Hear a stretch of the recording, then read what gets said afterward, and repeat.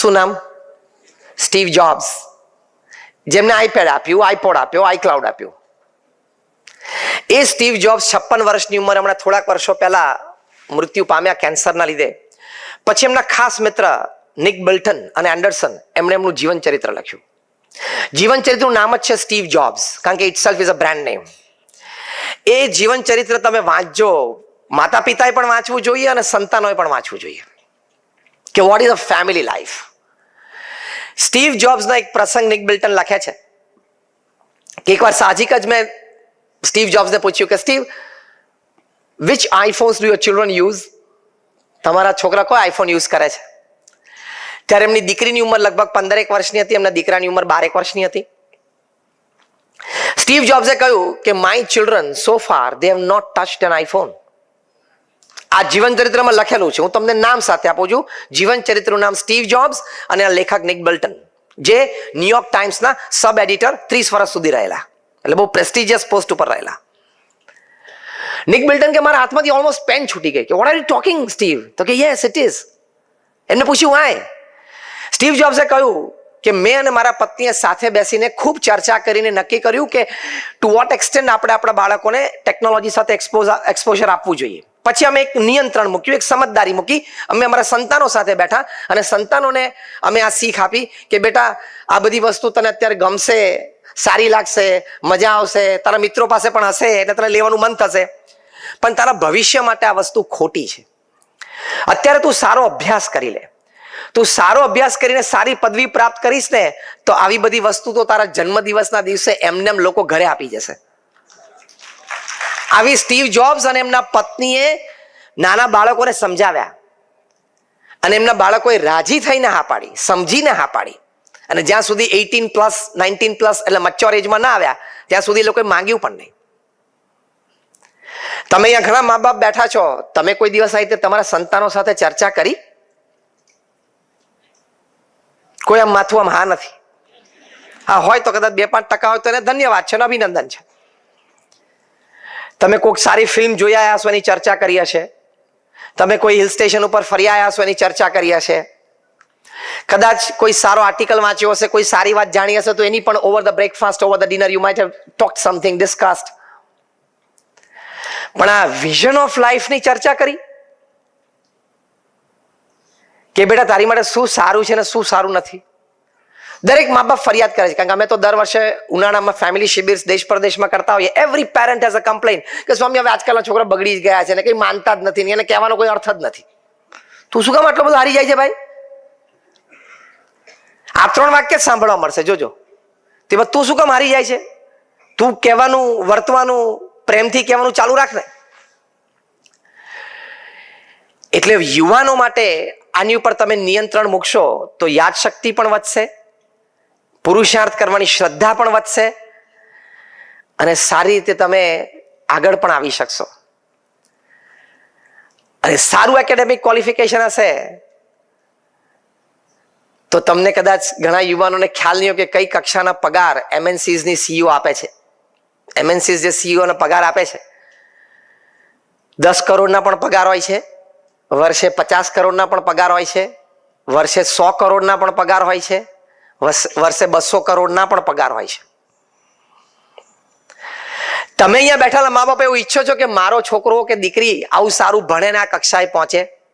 Yes or નો? તો એની માટે તમારે થોડો સમય આપવો પડે. That is vision of life. બગીચામાં ઘાસ ઉછરે અને ઘરમાં છોકરા ઉછરે, બે સરખું ના કરવું. બગીચામાં ઘાસ ઉછરે ને એમાં શું હોય કે રવિવારે એક તમે અમેરિકા ને યુરોપમાં જાઓ ને તો ઘરની બહાર પેલું ઘાસ હોય ને એટલે કે લોન એના ગાર્ડનમાં, એને રવિવારે સવારે એકવાર અટેન્ડ કરે, મોં કરી નાખે, મશીનથી કટ કરી નાખે. પછી સોમથી શનિ એને પૂછવાનું નહીં. એમ તમે તમારા સંતાનોને રવિવારે સવારે એકવાર ખાલી પૂછી લો, 6 દિવસ સ્કૂલે ગયો હતો તો કે આ એક્ઝામ હતી તો કે ના, હવે ક્યારે એક્ઝામ તો કે પપ્પા મહિના પછી છે, બરોબર વાંચે છે ને તો કે આ, કમ્પ્લેન નથી ને તો કે ના, હોમવર્ક કરે છે તો કે આ, ક્લાસ વર્ક તો કે આ, ટીચર તો કે કઈ કમ્પ્લેન નથી, સારું જા રમ. પેલા પોલીસ સ્ટેશનમાં PSI ઇન્ક્વાયરી કરતો હોય ને છોકરાની, પછી એમાં કઈ લાંબો ભલીવાર આવે નહીં.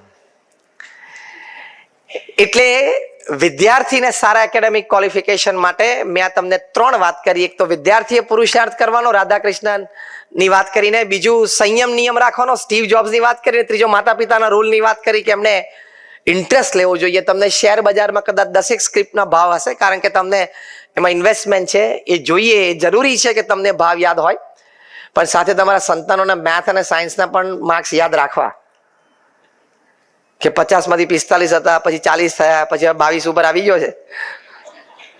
એ સ્ક્રિપ્ટ ઘટે છે ને એનું પણ ટેન્શન લેજો. હા, ખાલી પેલી બીએસસી કે એનએસસી ની સ્ક્રિપ્ટ ઘટે ને એનું એકલાનું ટેન્શન નથી, આ પણ એક ટેન્શન છે. So the first aspect of life is a wonderful academic qualification and then you become a smart professional. આપણે આપણા વ્યવસાયમાં આપણે બેઠા છીએ, બધા કરીએ છીએ, પણ એમાં નૈતિકતા અને પ્રામાણિકતા હંમેશા રાખવાની. Over love of money is dangerous and poison. પૈસા પ્રત્યે એટલો બધો પ્રેમ રાખવાની જરૂર નથી, એના લીધે ખોટું થાય છે.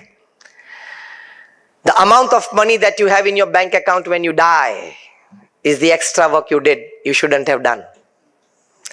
તમે મરો ત્યારે તમારા બેંક એકાઉન્ટમાં જેટલા પૈસા હોય ને એટલું તમે એક્સ્ટ્રા કામ કર્યું, તમારે કરવાની જરૂર નહોતી. અને કદાચ હતા, પૈસા વિશે એટલું સમજી રાખજો કે you have to give it or leave it, you can't take it with you. પૈસા સાથે નથી આવતા, કાં તો મૂકીને જવા પડે અને કાં તો પછી ક્યાંક આપીને જવા પડે, સદપ્રવૃત્તિમાં કોઈક સદ સ્થાને. એટલે over love of money is a poison. એ ઝેર છે, એના લીધે આપણે ખોટું થાય છે. અને ખોટું થાય ત્યાર પછી માણસને પોતાની પ્રતિષ્ઠા, પોતાની સત્તા, પોતાનું સ્થાન કઈ જ ભાન રહેતું નથી, અને પછી બધું ખોવે, કારણ કે અનૈતિકતા અને અપ્રામાણિકતા તરફ જાય. તમારી કંપનીનું નામ સત્યમ હોય ને તમે અસત્ય પ્રેક્ટિસીસ કરો તો 8,000 કરોડનો માણસ અત્યારે જેલમાં છે, વિઝન ઓફ લાઈફ પૂરું. 7 years રિગરસ ઇમ્પ્રિઝનમેન્ટમાં છે, દિવસમાં 3 વખત 3-piece સૂટ બદલતા હતા, અત્યારે તો કેદીના કપડા પહેરીને ચટાઈ ઉપર સૂવે છે. તમે કિંગ ઓફ ધ સ્કાઈઝ હોય પણ તમે ખોટું કરો, તમે ભારત પાસપોર્ટ વગર છોડવું પડે. પાછા બોલાવે છે, આવે છે એટલે ઘણા તકલીફ પડવાની, મોઢું ખોલશે એટલે. તમે હજારો પરિવારના સહારા બન્યા હોય, હજારો પરિવારને તમે ઘર બાંધી આપ્યા હોય, સ્ટીલ યુ કેન લાય બેસહારા ઇન તિહાર ફોર 4 years. 20,000 કરોડનો માણસ તિહારમાં છે, બધું વિઝન ઓફ લાઈફ પૂરું, લાઈફ બરબાદ થઈ ગઈ. નૈતિકતા અને પ્રામાણિકતા તમે જીવનમાં ન રાખો ને તો you cease to be a human being. It's an animal life, it's not a human life. પ્રથમ જ મોટો સદગુણ જીવનમાં આ છે, નૈતિકતા અને પ્રામાણિકતા. અને તમે જીવનમાં નૈતિકતા પ્રામાણિકતા ના રાખો તો તમને તમારા જીવન જીવવાનો આનંદ કેવી રીતે આવે? You are constantly cheating your own કોન્સાયન્સ.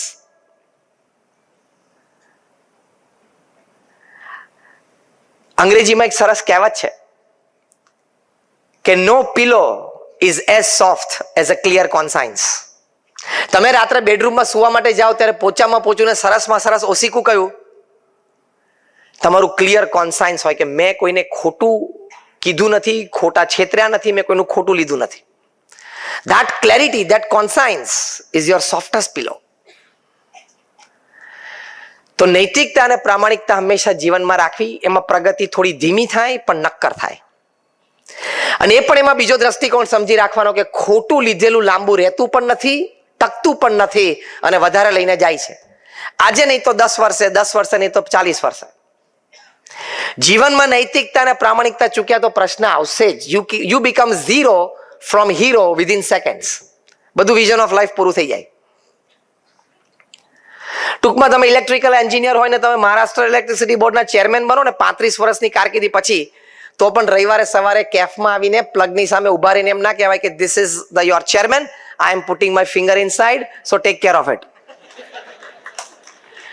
Maharashtra electricity બોર્ડના ચેરમેનને પણ પ્લગમાં આંગળી નાખવાનો અધિકાર નથી. આ વાતમાં ઘણો મર્મ છે, તમે સમજજો. એટલે તમે ગમે તે હો, ગમે તે જગ્યાએ હોય, ગમે તેટલી પ્રતિષ્ઠા હોય, જીવનમાં નૈતિકતા અને પ્રામાણિકતા એટલે એથિક્સ છે ને, ઇલેક્ટ્રિસિટી જેવા છે. જેમ ઇલેક્ટ્રિસિટી એ તમારા પદ પ્રતિષ્ઠા ને નથી ઓળખતા, એમ મૂલ્યો પણ છે તમારા પદ અને પ્રતિષ્ઠાને ઓળખતા નથી. ઇલેક્ટ્રિસિટી તમને ચોંટાડી દે એમ આ પણ તમને ચોંટાડી દે. એટલે કાંઈ ગર્વ લેવાની વાત નથી. સીધી લીટીની સમજણ છે કે નૈતિકતા અને પ્રામાણિકતા રાખવી. આ તો વ્યવસાયની વાત કરી. વર્તનમાં પણ vision of life is developing your pure character. જે આપણે વાત કરીએ છીએ તે ગ્રેટ હ્યુમન બિંગ, તો વર્તનમાં પણ નૈતિકતા અને પ્રામાણિકતા આવે. વર્તનમાં પણ તમે નૈતિકતા અને પ્રામાણિકતા ચૂક્યા તો 10 વર્ષે, 20 વર્ષે, 30 વર્ષે અને 40 વર્ષે પણ મી ટુ ના કેસ ખુલે છે. ખુલે છે ને? હજી તો આ ટીપ ઓફ ધ આઈસબર્ગ છે. મેં કીધું ને, વિઝન ઓફ લાઈફમાં I talk practical, I not talk theory. હજી તો આ ટીપ ઓફ ધ આઈસબર્ગ છે. જેમ પેલી બરફની મોટી શિલા દરિયામાં જતી હોય ને, તમને એમ દેખાય કે ઘણી મોટી છે, પણ 1/10 પાર્ટ જ ઉપર દેખાતો. આપણે બધા ફિઝિક્સ ભણ્યા છીએ, that is the force of buoyancy. ઉપર 1/10 પાર્ટ જ દેખાય, 9 ભાગ બીજા અંદર રહેલા હોય. એ આવશે બધા બહાર, અને એ આવે મી ટુ એટલે મોટા કેબિનેટ મિનિસ્ટર હોય ત્યારથી મોટા MNC ના CEO હોય, બધાના રાજીનામા પડ્યા કે નહીં? કેબિનેટ મિનિસ્ટર થી માંડીને MNC ના CEO સુધી બધાના રાજીનામા પડ્યા. આ તો જેના નામ એવા હોય કે ન્યૂઝપેપર વાળાને લખી શકે એવા નામ જ આવે છે ન્યૂઝપેપર. બાકી એની નીચેનું લેવલ તો કેટલું છે, જે રોજના 15-25 તો એમના રેઝિગ્નેશન પડતા હશે. નૈતિકતા અને પ્રામાણિકતા વર્તનમાં ચૂક્યા, વિઝન ઓફ લાઈફ પૂરું. વિઝન ઓફ લાઈફમાં આવે છે. અને મી ટુ મુવમેન્ટ પછી મેં બહુ વિચાર કરીને કહ્યું કે ભવિષ્યમાં છે ને C2 મુવમેન્ટ આવશે. એ આપણી પેઢી જોશે કે તમે કોઈની સામે જોયું હશે ને અને એ દ્રષ્ટિમાં પણ મલિનતા હશે ને, એ પણ રિપોર્ટ થશે. That is called the C2 movement. એ આવશે. પણ જ્યાં સુધી કોર્ટમાં ને લીગલી પ્રૂવ ના થાય ત્યાં સુધી તો એને સજા ના થાય. આવતા 15-25 વર્ષમાં એવા સોફ્ટવેર્સ ડેવલપ થશે, આપણે જોશું. અને બધી જગ્યાએ CCTV કેમેરા તો લાગેલા જ છે. લંડન દુનિયાનું એકમાત્ર શહેર છે જેમાં 1 સ્ક્વેર ઇંચ જગ્યા પણ કેમેરાના આઈની બહાર નથી. પબ્લિક સ્પેસ 1 સ્ક્વેર ઇંચ પણ પબ્લિક સ્પેસ એવી નથી જ્યાં કેમેરો ના હોય. એવું બધે થઈ જશે. તે દિવસે વળી તમે કોકની સામે જોયું અને જે તે વ્યક્તિએ ફરિયાદ કરી કે ભાઈ મને એવું લાગ્યું કે ધીસ વોઝ મેલિશિયસ. આ ખોટી દ્રષ્ટિ હતી, વિકાર દ્રષ્ટિ હતી. એટલે CCTV કેમેરામાં કેપ્ચર થયેલું હોય, કારણ કે પબ્લિક સ્પેસ ઉપર છો તમે. પછી આ 15-25 પ્રકારના સોફ્ટવેર એની પર લાગુ પાડવામાં આવશે અને રિપોર્ટ પ્રિન્ટ આઉટ બહાર નીકળશે કે આ ખોટું હતું, એટલે તમને સજા લીગલી સોફ્ટવેર પ્રૂવ કરશે. આ મારું એક મનન છે કે આ મી ટુ માંથી હવે C2 પણ આવશે 15-25 વર્ષ સુધી. અત્યંત વર્તનમાં પ્રામાણિકતા અને નૈતિકતા જોઈએ. You can never cross your limits. That is vision of life. Crossing your limits. LOC ઉપર જાઓ એટલે ફાયરિંગ આવે જ સામેથી. LOC ક્રોસ કરો, લાઇન ઓફ કંટ્રોલ. એટલે પેલી લાઇન ઓફ કંટ્રોલ વિશે તો આપણે બહુ ચિંતિત રહીએ છીએ, કારણ કે રોજ એક બે સમાચાર આવે કે સૈનિકોએ આતંકવાદીઓને માર્યા અથવા આતંકવાદીઓ એકાદ બે આપણા સૈનિકને માર્યા. એટલે આપણને સૈનિક મરે એટલે સહેજે લાગણી થાય અને દુઃખ પણ થાય. પણ એ LOC ની આપણે ચર્ચા ઘણી કરીએ છીએ. આ LOC ની ચર્ચા કરજો હવે. That is vision of life. At your working place, in your social relationships, you should be extremely self-aware. What I'm doing, what I'm seeing, what I'm talking, what I'm supposed to do, what I'm not supposed to do. તો નિષ્કલંક ચારિત્ર રહેશે અને તો જીવનમાં આનંદ રહેશે. That is vision of life. એટલે વાણી, વર્તન, વિચારમાં વિવેક, નીતિમત્તા, પ્રામાણિકતા એની ખૂબ જરૂર છે. અને એની માટે જ આવા સમારંભ છે, આવી સારી વાતો છે. પ્રમુખ સ્વામી મહારાજે દેશ પરદેશમાં ઘણા બધા આવા સ્થાન બનાવ્યા કે જ્યાંથી લોકોને આવી પ્રેરણાઓ મળે. તમે બધાએ અક્ષરધામ જોયું હશે. Just raise your hands. Gandhinagar અથવા દિલ્હી, ઓલ ઓફ યુ. દિલ્હીનું અક્ષરધામ યમુનાના કિનારે 110 એકર જગ્યા ઉપર છે. It's a record project. હમણાં અમે ઘણા બધા ડેવલપર્સ અને બિલ્ડર્સના એક પ્રસંગમાં ગયેલા.